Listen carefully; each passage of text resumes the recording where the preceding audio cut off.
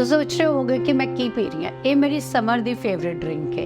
ਯਾਨੀ ਕਿ ਅਗਰ ਤੁਸੀਂ ਗਰਮੀਆਂ ਦੇ ਵਿੱਚ ਚਾਹੁੰਦੇ ਹੋ ਕਿ ਤੁਹਾਡਾ ਸਰੀਰ ਠੰਡਾ ਰਹੇ, ਗਰਮੀ ਬਹੁਤੀ ਨਾ ਲੱਗੇ, ਜਾਂ ਉਹਨਾਂ ਦੇ ਜਿਗਰ 'ਚ ਬਹੁਤ ਗਰਮੀ ਹੋ ਜਾਂਦੀ ਹੈ ਕਿ ਇਉਂ ਲੱਗਦਾ ਵੀ ਖਾਣਾ ਖਾਣ ਤੋਂ ਬਾਅਦ ਪੂਰੀ ਬੋਡੀ ਜਿਹੜੀ ਉਹਦੇ ਵਿੱਚ ਗਰਮੀ ਪੈਦਾ ਹੋ ਗਈ ਹੈ, ਤਾਂ ਫਿਰ ਤੁਸੀਂ ਖਤੀਰਾ ਗੂੰਦ ਥੋੜ੍ਹੀ ਜਿਹੀ ਭਿਓਵੋ ਔਰ ਭਿਓ ਕੇ ਰੱਖੋ। ਜਦੋਂ ਵੀ ਤੁਸੀਂ ਨਿੰਬੂ ਪਾਣੀ ਦਿਨ ਦੇ ਵਿੱਚ ਜਾਂ ਕੋਈ ਪਾਣੀ ਕਿਸੇ ਤਰ੍ਹਾਂ ਦਾ ਵੀ ਸ਼ਰਬਤ ਪੀ ਰਹੇ ਹੋ, ਉਹਦੇ ਵਿੱਚ ਪਾ ਕੇ ਪੀਓ, ਤੁਹਾਨੂੰ 100% ਬੈਨੀਫਿਟ ਮਿਲੇਗਾ। It has a cooling effect according to Ayurveda.